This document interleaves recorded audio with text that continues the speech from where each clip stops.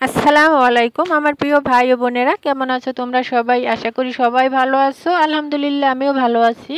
তো আজকে নতুন আরেকটা ভিডিও নিয়ে তোমাদের মাঝে হাজির হলাম। আজকে রান্না করব সাগর কলা, কাঁচা সাগর কলা চিংড়ি মাছ দিয়া। তো পুরো ভিডিওটা দেখার জন্য অনুরোধ রইল। তো এখানে আমি কলাগুলো গোল গোল করে কেটে নিয়েছি। খুব ভালোভাবে পরিষ্কার করে ধুয়ে নিব, যাতে কোনো রকম কষ্ট না থাকে।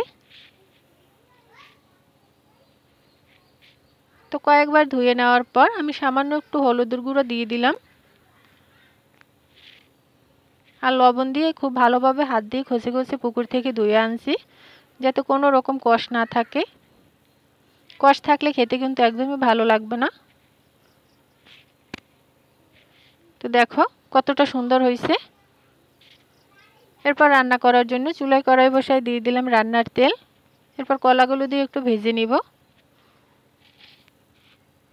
তো কে কে আমার মতো সাগর কলা রান্না করে খাইছো নিশ্চয়ই কমেন্ট করে বলে যাবা। এই কলাগুলো রান্না করলে খেতে কিন্তু দারুণ মজা লাগে। এরপর কলাগুলো নামাই আমি কড়াইতে আবারও দিয়ে দিলাম সয়াবিন তেল, চিংড়ি মাছ, পেঁয়াজ কুচি, কাঁচামরিচ ফালি দিয়ে খুব ভালোভাবে ভেজে নিব। তো ভাজা হয়ে গেছে, সামান্য একটু পানি দিয়ে দিলাম। এখন দিয়ে দেবো হলুদ মরিচের গুঁড়ো আর লবণ দিয়ে খুব ভালোভাবে মশলাটা কষাই নেব। আমি সব সময় বলি আমরা গ্রামের মানুষ, আপনারা সব সময় শর্টকাটভাবে রান্না করার চেষ্টা করি। মশলাটা কষানো হয়ে গেছে, এখন ভেজে রাখা কলাগুলো দিয়ে আবার কিছুটা সময় কষাই নিব। কষানো শেষ, এখন দিয়ে দেব পরিমাণ মতো ঝোল দিয়ে কিছুক্ষণ ঢেকে দিব, যাতে খুব তাড়াতাড়ি সেদ্ধ হয়। তো ঢাকনাটা তুলে আমি একটু নেড়ে দিলাম। তো উপর দিয়ে দিলাম কিছুটা ধনিয়া পাতা কুচি দিয়ে আবার কিছুক্ষণ জাল করে নিব।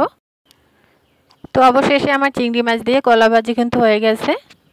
তো আজকের কলা ভাজিটা কেমন হয়েছে নিশ্চয়ই কমেন্ট করে জানাবা। তো তোমাদের সাথে পরবর্তী ভিডিওতে দেখা হচ্ছে। ততক্ষণ পর্যন্ত সবাই ভালো থেকো, সুস্থ থেকো। খোদা হাফেজ।